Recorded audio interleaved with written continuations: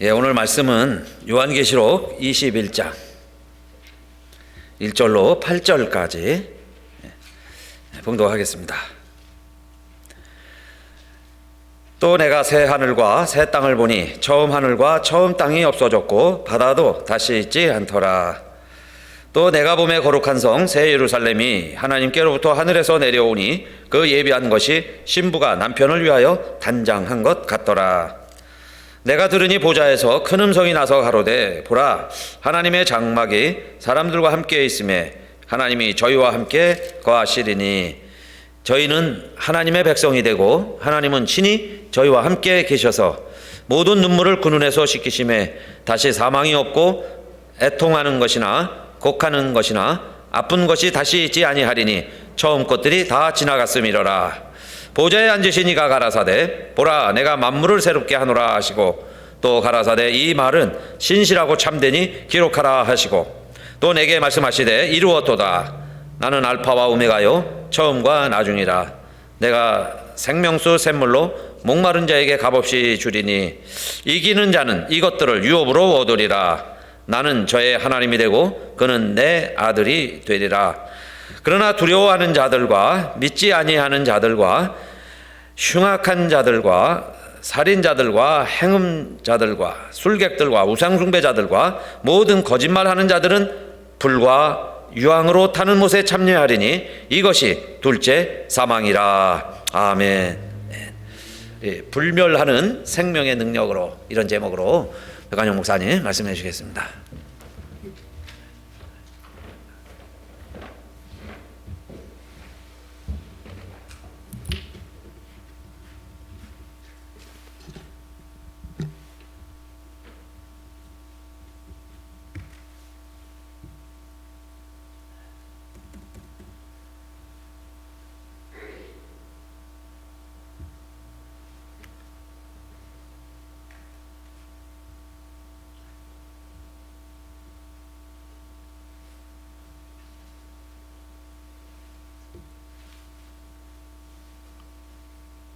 그동안 잘들 지내셨죠? 또 이렇게 건강한 모습들 뵈니까 참 반갑고 그리고 좋습니다. 뭐 두말할 것 없이 거의 2년 가까이 코비드-19 때문에 여러분 정말 고생이 많습니다. 근데 뭐 다 끝이 있듯이 이제 코로나 대유행도 다 끝나가고 여러분의 일상생활이나 또 교회 생활도 속히 제자리를 찾아서 회복되기를 바랍니다. 오늘은 이 회복에 대한 말씀 여러분들과 같이 나누려고 해요. 하나님께서 이 험한 세상에서 우리를 지켜주시고 회복시키십니다. 우리에게 멸하지 않는 생명을 주시고 그 생명의 능력으로 그걸 통해서 우리를 회복하게 하시는 겁니다. 지금까지 지내온 것 주의 크신 은혜라. 그래서 그 은혜의 하나님이 우리를 회복하게 하십니다. 기도할까요? 은혜와 사랑의 아버지 하나님 감사합니다. 이 시간 이 자리에 임재하시는 성령님으로 저희들을 밝히 비춰주셔서 오직 말씀으로 자신의 모습을 드러내시는 예수 그리스도를 만나게 하시고 그 예수님의 마음이 저희들의 마음을 가득 채울 때 힘들고 불안하고 어려운 가운데서도 저희들 마음에 기쁨과 평강이 임하게 하여 주시옵소서. 예수님 이름으로 기도합니다. 아멘. 9988-234 다 아시죠? LA에 계신 분들은 다 아실 거예요. 저 시골 교회에서 하니까 9988-234 모르는 분들이 다 모르시더라고요. 99세까지 팔팔하게 살다가 2, 3일 앓고 죽겠다. 그죠? 이 정도면 뭐 죽지 않겠다는 거나 똑같습니다. 99세까지 팔팔하게 사는 거니까. 그렇습니다. 누구나 다 살고 싶고 죽고 싶지 않습니다. 나이가 들수록 하늘은 더 파래 보이는 법이고, 그리고 저승보다는 개똥밭에 굴러도 이승이 더 좋은 겁니다. 중국을 최초로 통일한 진시황이 자기의 신하들을 불로초 불사약을 구하기 위해서 그들이 갈 수 있는 세상 끝까지 보냈어요. 그래서 한국에도 그들이 왔다고 그럽니다. 뭐 옛날 얘기만이 아니라 요즘도 똑같아요. 요즘 세계 최고의 부자가 아마존의 제프 베이조스. 최근에 불로불사 연구를 위해서 거액을 투자를 했습니다. 이 사람이. 그래요. 우리는 다 뭐 부자나 가난한 사람이나 권력자나 평범한 사람들이나 늙지 않고 오래오래 살고 싶습니다. 왜냐?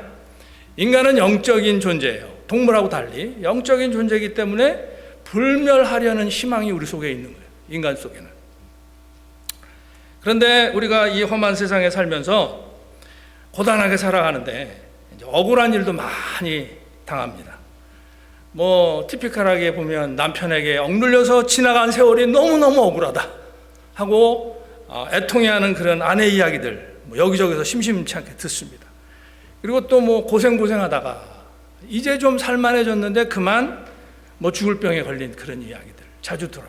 근데 그런 얘기를 들을 때마다 너무너무 안타까워요. 고생하면서 살았는데 고생한 사람이 누려보지도 못하고 죽는 거는 진짜 너무나 억울한 겁니다. 그래서 그런지 사람들은요, 죽음을 외면하는 거예요. 죽음이 마치 저 멀리 있는 것 같이, 나하고 별로 상관이 없는 것 같이 그렇게 생각을 합니다. 거기에는 이제 몇 가지 이유가 있죠. 우선 요즘에는 이제 의술이 발달해서 이게 죽음에 대해서 사람들이 덜 생각하게 되는 거예요. 그렇죠? 그런데다가 요즘은 거의 다 그 병원에서 임종을 합니다. 그리고 장례는 장례식장에서 다 치르는 거예요. 그러니까 이제 우리가 죽음을 직면할 수 있는 기회가 거의 없어요. 옛날에는 다 집에서 염도하고 다 하니까 죽음을 직면하는데 지금은 그런 게 없습니다.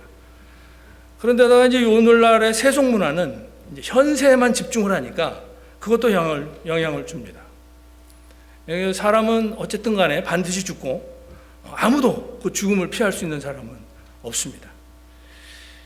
어떤 사람은 이렇게 죽음을 외면하고 인정하지 않는 사람들, 멀리 있는 것처럼 생각하는 사람들이 있고, 또 어떤 사람들은 이제 죽음을 미화하는 거예요. 아름답게, 죽음을 아름답게 꾸밉니다. 그래서 얼마든지 우리가 죽음으로부터 자유로울 수 있다 하는 주장을 하죠. 죽음은 끔찍한 것도 아니고 얼마든지 우리가 평화롭게 죽음을 맞이할 수 있다, 이렇게 주장을 합니다. 줄리언 반스라는 영국 작가가 있어요. 2008년에 웃으면서 죽음을 맞이하는 방법이라는 책을 썼어요. 근데 이게 이제 인기가 있어가지고 한국말로도 번역이 됐습니다. 근데 그 책에 부제가 있어요. 부제는 영어로 돼 있는데 그거는 번역을 안 했더라고요. Nothing frightened of. 그러니까 번역을 하자면 떨 거 없어. 뭐 이 정도 되는 거겠죠. 그러니까 죽음은 떨 거 없어. 이런 얘기입니다. 그런데 죽음은 아무리 미화해도 실제적인 고통입니다. 그래서 이 죽음을 미화하면서 살았던 지난 세기, 그러니까 1900년, 바로 지난 세기, 지금 21세기, 바로 그 전에 최근에 살았던 아주 유명한 지성인이 있었어요. 그래서 그 사람의 말년이 어땠는지 이야기를 한번 들어보세요. 그 사람은 세상을 떠들썩하게 하면서 굉장히 존경받는 지성인이었습니다. 젊은이 치고 그 사람 이름을 모르는 사람이 없을 지경인데, 그 사람이 1980년 3월에 프랑스 파리에 있는 브루셀 병원에 폐수종으로 입원을 했어요. 그리고 생애 마지막 한 달을 거기서 보냈습니다. 그런데 그 사람이 그 병원에 입원했던 한 달 동안 그야말로 발악을 했습니다. 죽음에 대한 불안, 공포 때문에 자기가 무슨 병이 걸렸는지 자기 아내에게 묻지도 못했습니다. 너무너무 불안해서. 그리고 그의 아내도 그 남편에게 병명을 얘기를 못 해주는 거예요. 소리치고 괴로워하고 너무 힘들어하니까 얘기를 못 해주는 겁니다.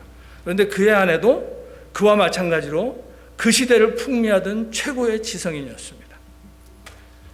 그 사람은 글을 써서 현대인들에게 깊은 감동을 줬던 사람입니다. 그 사람은 바로 20세기에 커다란 발자취를 남겼던 실존주의 철학자 장폴 사르트르였습니다. 1980년 4월 16일 사르트르는 입원한 지 한 달 만에 그렇게 세상을 떠났습니다. 근데 죽으니까 문제가 된 거예요. 왜냐하면 그 평소에 죽음으로부터의 자유를 그렇게 외쳤던 사람이거든요. 사르트르가 도대체 왜 그렇게 죽어야만 했는가? 죽음으로부터의 자유를 그렇게도 외치고 수많은 지성인들에게 존경을 받았던 사람이 어떻게 그렇게 말로가 비참했는가 하는 의문이 생긴 거예요. 그래가지고 언론에서 다루기 시작했습니다. 워낙 유명한 사람이니까. 그때 어떤 독자가 한 신문사에 이렇게 투고를 했어요. 사르트르는 예수 그리스도를 믿지 않았을 겁니다. 그의 말로가 그렇게 비참했던 이유는 그에게 돌아갈 고향이 없었기 때문입니다. 이렇게 죽음을 미화하는 것은 부질없는 짓입니다. 그러니까 죽음을 외면하고 죽음을 미화하는 사람들도 있지만 환생을 기대하는 사람들도 굉장히 많습니다. 생각보다 많아요. 몇 년 전에 한국에서 신과 함께라는 영화가 크게 히트를 했어요. 보신 분들 많을 거예요. 여기서도. 제가 볼 때 아마 한 2천만 명은 봤을 거예요. 그 영화를. 1편, 2편.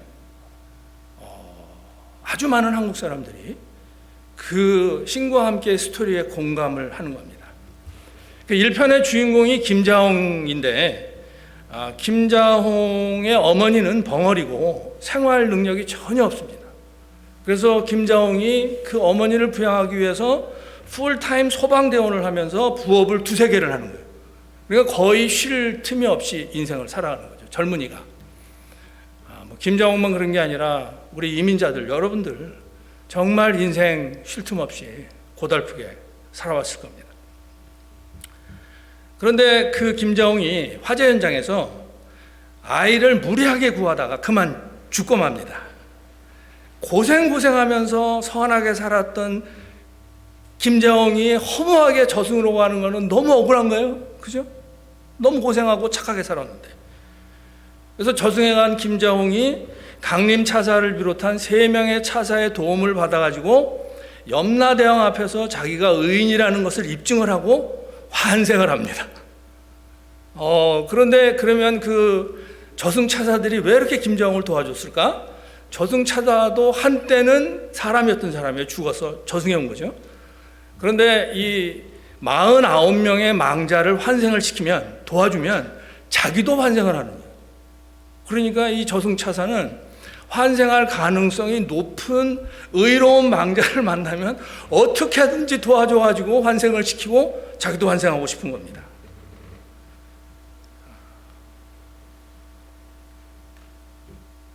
이것은 무속과 불교가 결합한 한국인의 저승관을 보여줍니다. 자, 그러면 환생이 진짜로 있느냐 하는 건데, 뭐 옛날부터 환생에 대한 이야기는 굉장히 많습니다. 그런데다가 요즘 들어서는 드라마나 영화에 보면 이 환생을 주제 내지는 소재로 한 그런 것들이 굉장히 많아요. 그렇지만 우리 주변에서 우리가 진짜로 환생한 사람을 보지는 못합니다. 저는 못 봤어요. 환생한 사람. 그렇죠? 그러니까 이 환생은 죽어야만 하는 인간이 죽기 싫다는 그런 바람에 불과한 겁니다. 그리고요, 설령 그 환생이 있다고 그래도 환생이 그렇게 좋은 건 아닙니다. 왜냐하면 환생해서 다시 이승으로 돌아오면 세상은 그전하고 똑같아요. 여전히 세상은 험하고 여전히 세상은 살기는 고달픕니다. 그렇죠? 그러니까 세상 살아가면서 괴롭고 억울한 일을 당하지 않을 수가 없는 거예요. 환생해도. 불교에서는 만물이 윤회를 하니까 사람이 환생한다고 합니다. 그런데 충분히 선하게 살지 않으면 다음 생에서는 사람으로 태어나지 못하고 동물로, 짐승으로 태어나는 겁니다. 나쁜 짓을 아주 많이 했으면 바퀴벌레로 태어날지도 몰라요. 진짜로. 그런데 이제 이게 사람으로 환생을 하려면 선한 일을 많이 해야 되는데 선한 일을 얼만큼 해야 사람으로 태어나는지 기준이 없어요. 그리고 얼만큼 나쁜 짓을 하면서 살아야 바퀴벌레로 태어나는지 아는 사람이 아무도 없습니다. 그러니까 이 환생한다고 그러는데 우리는 여전히 불안한 거예요. 어떻게 될지 모르니까. 내가 사람으로 태어날지 소로 태어날지 바퀴벌레로 태어날지 알 수가 없으니까. 이렇게 환생이라는 개념은 우리들에게 좋은 것을 보장해 주지 못합니다. 그러니까 환생은 신기루 같은 거예요. 어떤 사람은 죽음을 미워하고 어떤 사람은 죽음을 외면하고 어떤 사람은 환생을 기대하지만 죽음은 여전히 고통스럽고 그리고 환생은 신기루 같은 겁니다. 죽은 후에 뭐 이승과 저승을 왔다 갔다 할 수도 없고 천국과 지옥을 왔다 갔다 할 수도 없습니다. 죽음은 이렇게 피할 길이 없고 고통스럽기 때문에 마귀가 죽음을 가지고 우리에게 두려움을 주는 겁니다. 우리 둘레 죽음이라는 울타리를 세워놓고 우리가 그 안에 갇혀서 꼼짝 못하기를 바라는 겁니다. 사실 죽음은 우리가 혼자서 상대하기에는 너무나 벅찬 상대입니다. 죽음의 두려움을 이기기 위해서는 우리와 함께 해줄 누군가가 필요합니다. 죽음에 대해서 우리와 함께 해줄 그 누군가는 바로 예수 그리스도이십니다. 히브리서 2장 14절로 15절 한번 읽어볼까요? 띄워주세요. 우리 같이 읽을까요? 자녀들은 혈육에 속하였으며 그도 또한 한 모양으로 혈육에 함께 속하심은 사망으로 말미암아 사망의 세력을 잡은 자 곧 마귀를 없이 하십니다. 또 죽기를 무서워함으로 일생에 매어 종노릇하는 모든 자들을 놓아주려 하심이니. 그러니까 예수님이, 그러니까 전능하신 하나님이 사람이 되어서 이 세상에 오셔가지고 십자가에서 죽으신 두 가지 이유가 있는 거예요. 오늘 본문을 그 히브리서를 보면 그 하나는 죽음을 무기 삼아서 우리를 두렵게 하는 마귀를 멸망시키는 것이고, 또 다른 이유는 죽음이 무서워서 마귀의 소나기를 벗어나지 못하는 모든 사람을 죽음의 두려움에서 해방시키는 겁니다. 예수 그리스도께서 죽으시고 다시 살아나셔서 마귀가 우리를 위협하는 가장 강력한 무기인 죽음이 무용지물이 된 겁니다. 죽음이 없는 곳에서는 마귀가 뭘 어떻게 해볼 수가 없는 겁니다. 그런데 이거를 모르는 사람은 죽음을 이기시고 부활하신 예수님이 아닌 다른 데서 죽음의 두려움을 피하려고 무진애를 쓰면서 살아가고 있는 겁니다. 그런데 저나 여러분같이 예수를 믿는 사람은 부활해서 영원한 생명을 누릴 겁니다. 누구든지 영원한 생명을 가지고 싶은 사람은 예수 그리스도를 자신의 주님으로 받아들이면 되는 겁니다. 마귀가 죽음을 가지고 우리를 위협하는데 마귀는 여러분 들으신 것 같이 사기꾼이에요. 예수 그리스도께서 우리가 죽음의 두려움에서부터 벗어나게 하시기 때문에 구원받은 사람은 죽음과 대면할 때 죽음이 나의 마지막은 아니지 하고 자신 있게 선언하는 겁니다. 그런데 예수 믿지 않는 사람들의 인생은요, 가도 도착하지 못하는 여행길을 가는 것과 같습니다. 우리가 사는 이 세상이 불완전하기 때문에 그렇습니다. 세상은 우리에게 진정한 만족과 기쁨을 줄 수가 없습니다. 하나님께서 처음에는 사람을 에덴 동산에서 살게 하셨는데 거기에는 진정한 기쁨과 만족이 있었습니다. 그런데 사람이 죄를 짓고 에덴에서 쫓겨나서 불완전한 세상에서 살아가고 있습니다. 그래서 이 에덴에서 쫓겨난 사람들의 그 마음 깊은 데는 에덴으로 돌아가고 싶은 갈망이 있는 겁니다. 성경은요, 쫓겨나고 돌아오는 이야기를 반복적으로 우리들에게 들려줍니다. 아담과 하와는 에덴 동산에서 쫓겨났고 그들의 아들인 카인은 유리하는 자, 방랑하는 자가 되었고, 그리고 야곱은 집을 떠나야만 했고, 그리고 외삼촌 집에서 20년을 살다가 무진 고생하면서 살다가 20년 후에야 집으로 돌아옵니다. 야곱의 가족 70명은 약속의 땅인 가나안을 떠나서 이집트로 갔다가 400여 년이 지난 후에 다시 약속의 땅으로 돌아옵니다. 그리고 주전 6세기경에 유대 왕국이 멸망하고 수많은 유대인들이 바벨론의 포로로 잡혀갑니다. 70년 후에 그 중에 일부는 다시 고향으로 돌아갔지만 나머지는 지금도 세상을 방랑하고 있습니다. 지금까지. 성경의 첫 책인 창세기에서 에덴을 떠난 인간이 성경의 마지막 책인 요한계시록에서 새하늘과 새 땅의 새 예루살렘으로 돌아갑니다. 우리들은 다 고향을 그리워합니다. 나이가 들면 고향이 더 그립죠? 그런데 어디에도 그 고향은 없습니다. 추억이고 기대일 뿐입니다. 우리가 어릴 때 불렀던 동요, 나의 살던 고향은 꽃피는 산골. 그렇지만 막상 거기에 가보면 거기는 우리 마음속에 있는 그 고향이 아니에요. 그 고향은 우리의 마음속에만 있습니다. 사람에게는 에덴으로 돌아가고 싶은 본능적인 갈망이 있고, 우리에게 있는 근원적인 희망은 그 본향으로 돌아가는 겁니다. 거기에는 어둠도 없고 다툼도 미움도 병도 죽음도 그 나쁜 어떤 것도 없고 기쁨과 만족과 평안이 있는 거기로 돌아가는 것이 우리의 소망입니다. 그런데 우리가 동경하는 그 고향을 예수 그리스도께서 회복시키는 거예요. 예수님은요, 하늘아버지를 떠나서 이 세상에 오셨는데 이 땅에 유배를 오신 겁니다. 여러분, 그분은 에덴 동산에서 쫓겨난 우리처럼 친히 유배의 삶을 사신 겁니다. 그래서 왕궁에서 왕자로 태어나시지 않고 짐승의 우리에서 태어나셨어요. 그리고 그분은 이 땅에서 유배의 삶을 사실 때 집도 없이 사셨습니다. 여우도 굴이 있고 공중의 새도 거처가 있으되 오직 인자는 머리 둘 곳이 없다 하시더라. 예수님은 아버지의 존전에서 거기를 떠나서 어둠 속으로 던져지셨고 우리가 받을 저주를 대신 받으셨습니다. 그래서 그분이 십자가에 죽으셨지만 그 죽음이 끝이 아니었고 죽음의 권세를 깨뜨리시고 부활하셨습니다.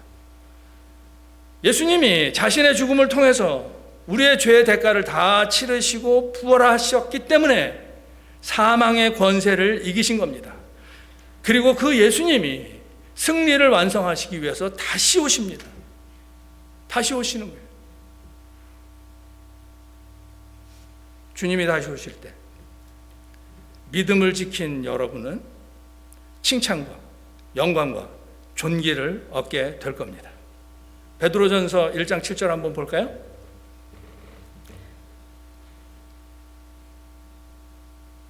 베드로전서 1장 7절. 어디 가셨나 보다. 오케이. 같이 읽죠? 너희 믿음의 확실함은 불로 연단하여도 없어질 금보다 더 귀하여 예수 그리스도에 나타나실 때 칭찬과 영광과 존귀를 얻게 할 것이니라. 예수 그리스도께서 나타나실 때 칭찬과 영광과 존귀를 얻게 될 것이다. 그러니까 어려운 가운데 신앙심 잃지 않고 교회에 출석해서 앉아있는 여러분은 정말로 잘하시는 겁니다. 진짜로. 예수 그리스도께서 영원한 고향을 회복시키시고 우리는 거기로 돌아갈 것이고 하나님 아버지께서는 우리를 반겨 맞아주실 겁니다. 성경의 마지막 책인 요한계시록 20장 21장에서 그것을 우리들에게 말씀하고 있어요. 오늘 본문이 있는 데를 포함해서 왕이신 그리스도께서 영원한 고향을 회복하시기 위해서 다시 오십니다. 오셔서 1000년 동안 다스리시면서 세상에 있는 모든 악을 다 완전히 제거하십니다. 그때 살아있는 자와 죽은 자들이 모두 다 최후의 심판을 받는데 죽은 자는 부활해서 심판을 받습니다. 의인들은 본향이고 영원한 집인 새하늘과 새 땅에 있는 새 예루살렘으로 들어가고 악인들은 영원한 고통 속으로 던져집니다. 그리고 그 영원한 세계가 하늘에서부터 내려와서 여기에 임합니다. 거기에서 우리 삶의 고단함이 다 사라지고 모든 억울함이 다 풀어집니다.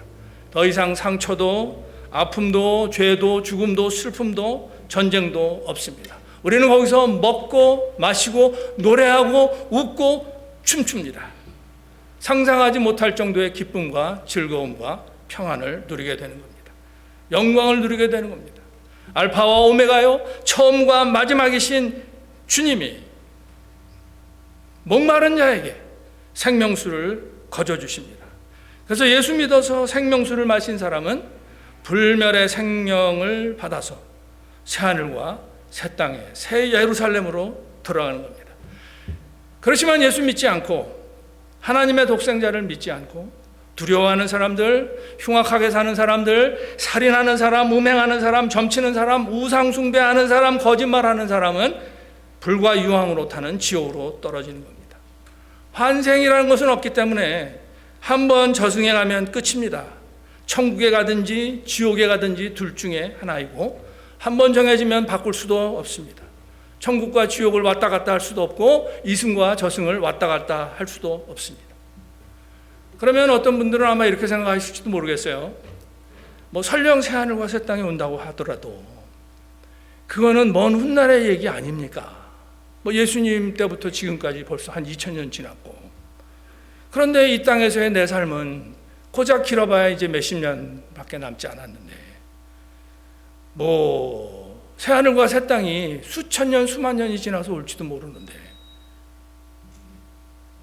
그거를 기다리기에는 지금 내 삶이 너무 고달프고 힘듭니다. 너무 억울합니다. 그죠? 그런데 여러분, 새하늘과 새 땅이 먼 훗날에 있을 게 아닙니다. 하나님께는 천년이 하루 같고 한순간입니다. 그러니까 하늘의 시간과 이 땅의 시간이 다른 겁니다. 사실 우리들도 살아가면서 비슷한 걸 경험을 해요. 사람이 자기의 목숨이 위태한 순간이 되면 불과 1, 2초 만에 자기가 겪었던 중요한 사건들이 다 지나가는 거예요. 1, 2초 만에. 그리고 지금 여러분 한번 지나온 세월을 한번 생각해 보세요. 지금 눈 깜빡할 사이에 지나갔을 겁니다.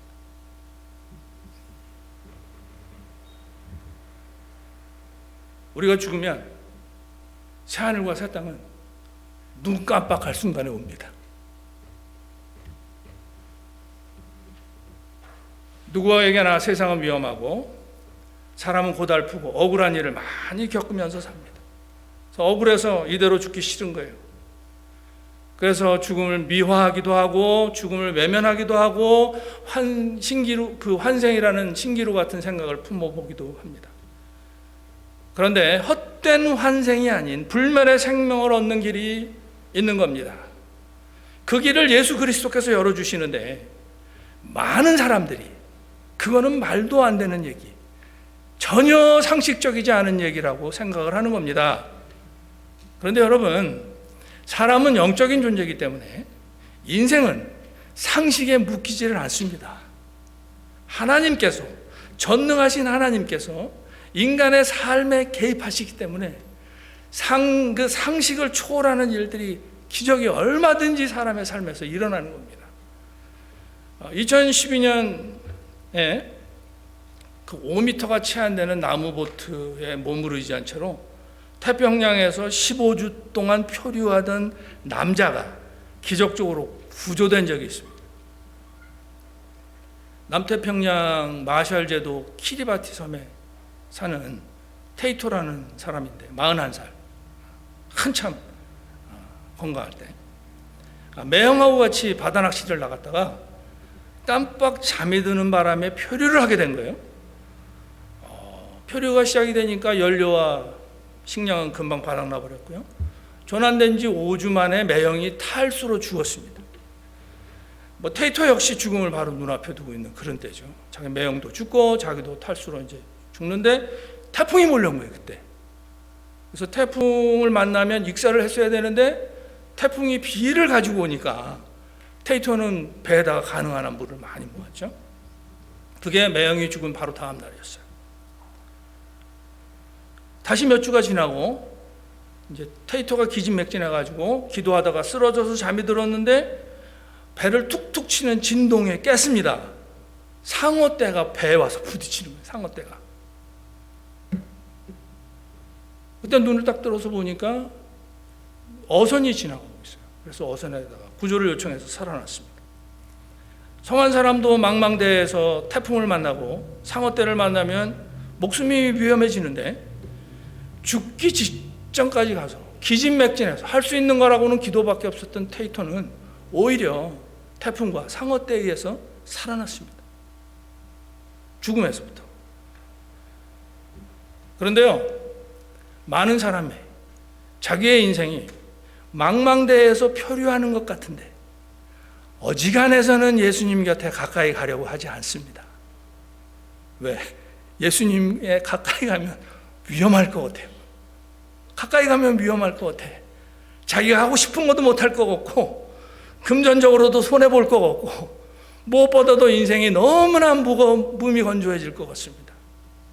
근데 여러분, 사실은 정반대입니다. 예수님께 가까이 갈수록 그분이 나를 생동하게 하는 것을 더 경험하게 되는 겁니다. 예수님에게 가까이 갈수록 예수님의 사랑과 죽음, 그리고 그분의 부활이 하루 종일 나를 지탱하는 실제적인 희망이 되는 것을 경험하는 것입니다. 이거는 예수님께 가까이 가지 않으면 경험할 수가 없어요. 그래서 이런 예수님을 경험한 사람은요, 자기가 어떻게 살아야 되는지를 예수님을 보고 아는 거예요. 예수님을 보고.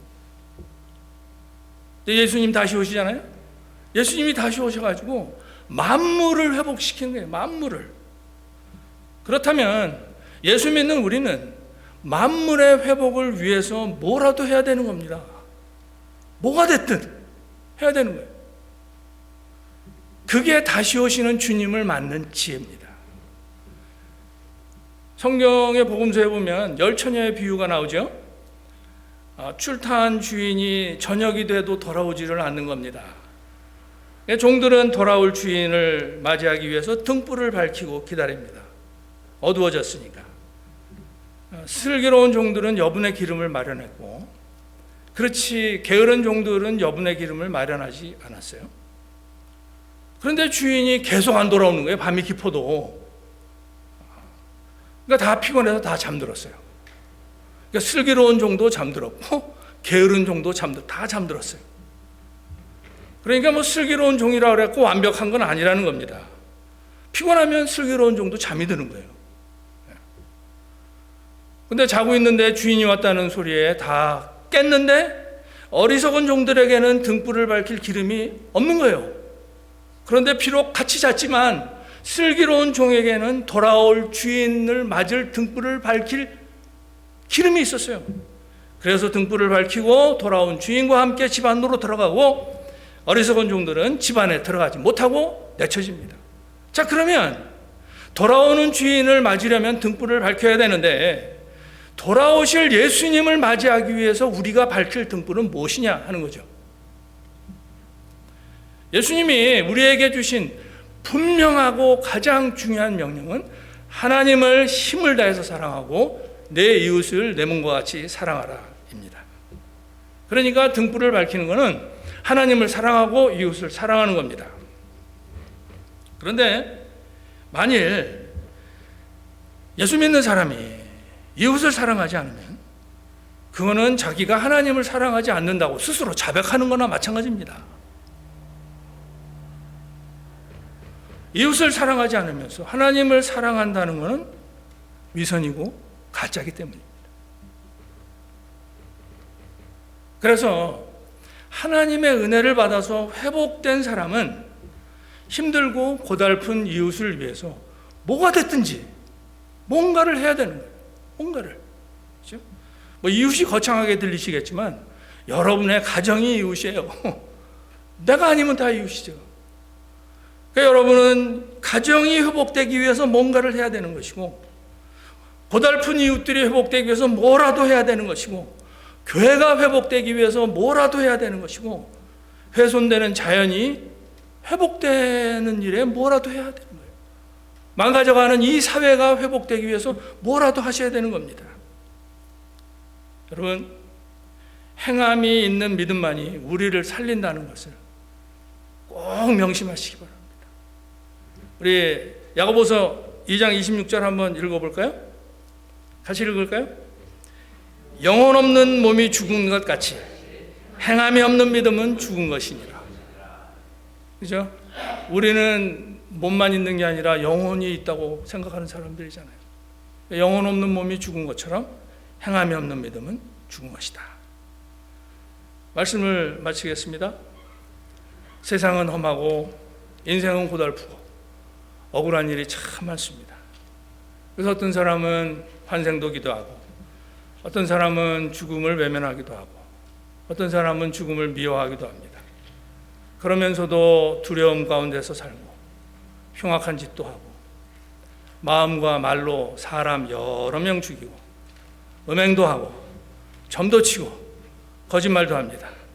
근데 우리도 한때는 그랬던 거예요. 그렇죠? 뭐 이거 다 알지는 않았겠지만 이 중에 뭔가는 다 걸릴 거예요.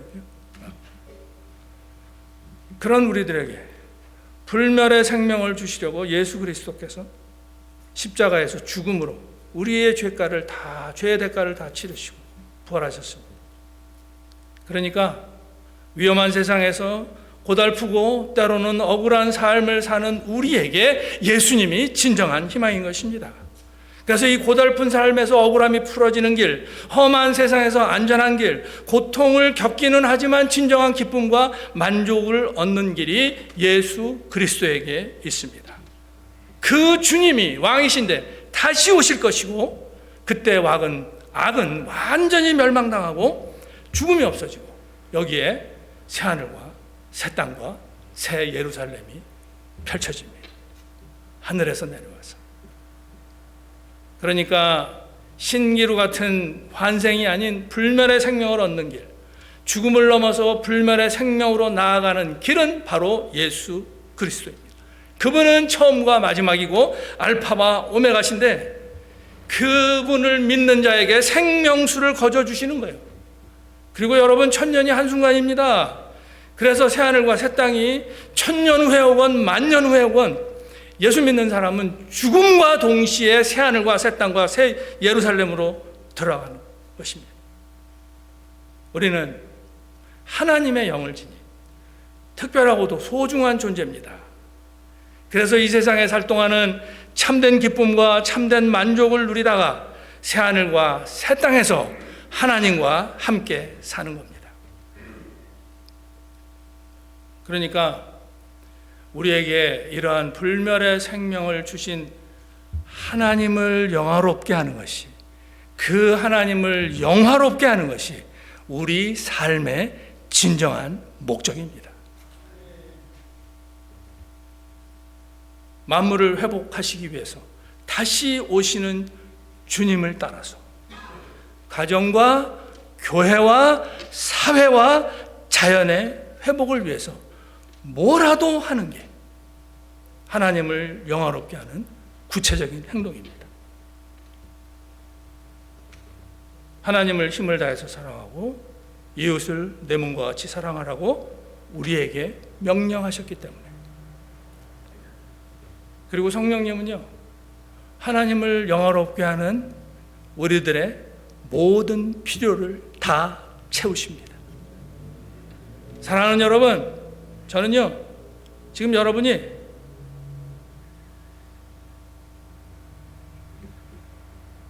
예수 그리스도를 향해서 여러분 자신의 마음을 확정할 것을 도전합니다. 하나님은요, 우리가 미치지 못하는 높고 거룩한 곳에 계십니다. 하지만 그 하나님은 통회하고 마음이 겸손한 사람과는 함께 하십니다. 하나님은 통회하고 마음이 겸손한 사람의 마음과 영이 다시 살아나게 하십니다. 사랑하는 여러분, 성령님이 여러분의 마음과 영을 회복하시기를 원하면, 성령님이 이 교회를 회복하시고, 성령님이 여러분의 가정을 회복하시고, 성령님이 이 나라를 회복하시기를 원하면, 입으로만 하나님을 영화롭게 했던 것을 겸손하게 회개하시고, 여러분의 가정을 회복하시고 이 나라를 회복하시는 그 주님을 위해서 뭐라도 하셔야 되는 거예요. 생명의 능력을 주시는, 불멸의 생명을 주시는 주님을 위해서 뭐가 됐든 상관없어요. 뭐라도 하셔야 되는 겁니다.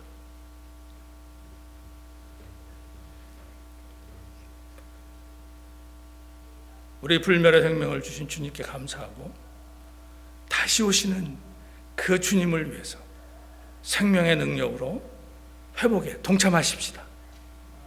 기도하겠습니다. 죽음을 두려워하는 우리에게 불멸의 생명을 주신 사랑의 하나님 아버지, 감사합니다. 우리는 불멸하는 생명을 주신 주님 별로 감사하지 않았던 적도 있고, 생명의 능력을 주신 주님을 의지하지 않기도 했었고, 재물을 비롯한 육적인 것들이 우상이 되도록 내버려 두기도 했었습니다. 입으로만 예배하기도 했었고 말로는 이웃을 사랑하지만 사랑을 실천으로 옮기지 않았던 적도 있었습니다. 우리의 잘못을 용서해 주시고 이제부터는 이웃을 사랑해서 하나님을 영화롭게 하겠습니다. 다시 오시는 왕이신 주님의 선한 능력으로 우리의 아픈 몸과 마음을 치유해 주시고 회복하게 하옵소서. 만물을 회복하시는 주님의 선한 능력으로 상한 이웃에게 주님의 사랑을 베풀어서 그들도 회복하게 하옵소서. 그리고 주님 다시 오시는 그날까지 주님의 선한 능력으로 주님의 남은 고난을 채워가면서 주님과 복음을 위해서 살게 하옵소서. 예수님 이름으로 기도합니다. 아멘. 아멘.